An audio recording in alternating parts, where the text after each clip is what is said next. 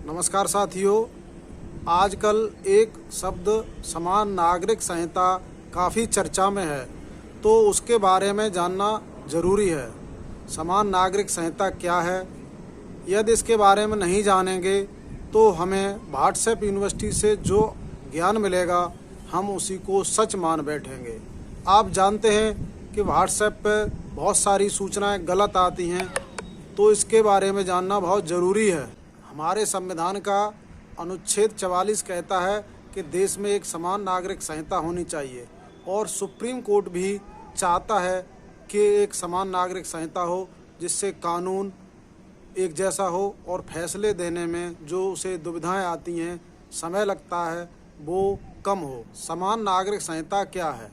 सभी धर्मों के लोगों के लिए शादी, तलाक, संपत्ति, बच्चों के भरण पोषण, उत्तराधिकार के नियम एक जैसे हों तो वो कहलाते हैं समान नागरिक संहिता है।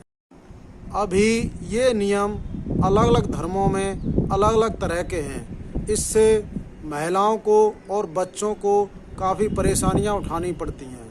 कुछ धर्मों में महिलाओं को पुरुष से निचले स्तर का समझा जाता है और उनके साथ काफ़ी ज़्यादती होती रहती है।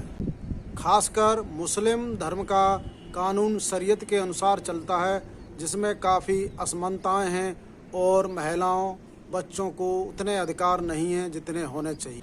ऐसा नहीं है। समान नागरिक संहिता की बात भारत में ही लागू होने की हो रही है। यह विश्व के अन्य देशों जैसे अमेरिका, आयरलैंड, इंडोनेशिया, तुर्की आदि देशों में लागू है और चल रही है।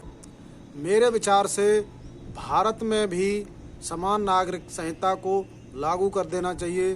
सभी धर्मों के और राजनीतिक दलों के लोगों से बात करके संविधान की मंशा के अनुरूप समान नागरिक संहिता यदि लागू हो जाएगी तो लोगों को और कोर्ट कचहरी में जो तमाम समस्याएं आती हैं उनमें सहूलियत होगी।